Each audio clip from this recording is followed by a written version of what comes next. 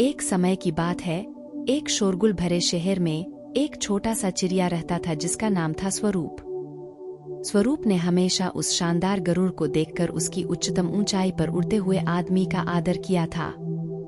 एक दिन अपने खुद के छोटे आकार से निराश होकर स्वरूप ने आसपास के जंगल में रहने वाले ज्ञानी बूढ़े उल्लू से सलाह लेने का निर्णय लिया।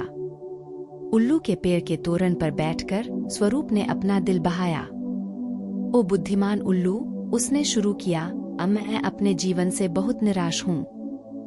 मैं सिर्फ एक छोटा सा चिड़िया हूँ और कोई मुझे कभी ध्यान नहीं देता। मुझे गरुड़ पर ईर्ष्या है, जो जहाँ भी उड़ता है वहाँ ध्यान खींचता है। उल्लू उसकी गहरी ज्ञानवर्धक दृष्टि से सुनते हुए ध्यान से सुने और फिर धीरे से जवाब दिया, मेरे प्यारे स्वरूप, सच्ची खुशी किसी और से अपने आप को तुलना करके नहीं मिलती। प्रत्येक पक्षी, चाहे वह बड़ा हो या छोटा, अपनी अपनी अनूठी ताकतों और खुशियों का स्वाद लेता है। आपको अपने आप को ग्रहण करने और अपने अपने पंखों में आनंद की खोज करने का सीखना होगा।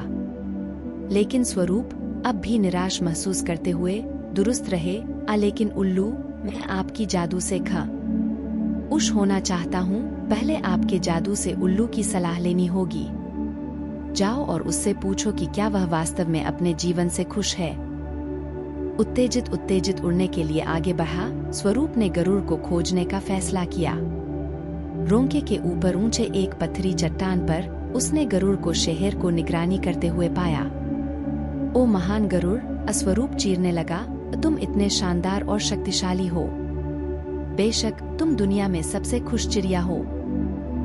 गरुड़ ने स्वरूप को एक गंभीर निगाह से देखा और उत्तर दिया, मेरे छोटे दोस्त, दिखावा भ्रांति देता है।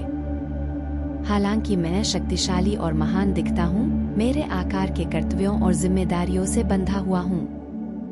मैं छोटे पंछियों की आजादी की ईर्ष्या करता हूँ, जो बिना किसी चिंता के फुरफुराते हैं। गरुड़ के खुलासे से चौंकर स्वरूप ने समझा कि खुशी का मायना आकार या शक्ति से नहीं निर्धारित होता है। उसने गरुड़ को उसकी ईमानदारी के लिए धन्यवाद दिया और उल्लू के पेड़ के तोरण की ओर उड़ गया। उल्लू के पास लौटते समय स्वरूप ने विनम्रता से स्वीकार किया, यो बुद्धिमान, मैं अब समझता हूँ कि सच्ची खुशी अंदर से आती है। मैं अब गरुड़ या किसी और के रूप में नहीं बनना चाहता। मैं खुद को ही अपनाता हूँ, एक साधारण चिड़िया होने का संतोष करता हूँ। उल्लू ने सहमति से सिर हिलाया, बहुत अच्छा कहा स्वरूप। याद रखें, खुशी किसी और के रूप में नहीं मिलती, बल्कि अपनी अनूठी गुणों को ग्रहण करने और जो हम हैं, उसमें संतोष पाने में है। आप एक अनूठा और सुंदर पंछी हैं और वह कुछ मनाया जाना चाहिए। नई पहचान के साथ स्वरूप शोरगुल भरे शहर की ओर लौट आया, उसका मन हल्का और पंख उड़ते हुए। और उस दिन के बाद से उसने हर क्षण को खुशी और कृतज्ञता के साथ जीता, जानते हुए कि सच्ची खुशी किसी अन्य के तुलना में नहीं, बल्कि हमारी अपनी अनूठी गुणों को ग्रहण करके और जिस हम हैं में संतोष की खोज करके मिलती है। और इसलिए प्रिय मित्रों, स्वरूप की यात्रा हमें सबक देती है कि सच्ची खुशी तुलना या अनुकरण में नहीं, बल्कि हमारी अपनी अनूठी गुणों को ग्रहण करने और जो हम हैं में संतोष की खोज करके पाई जाती है।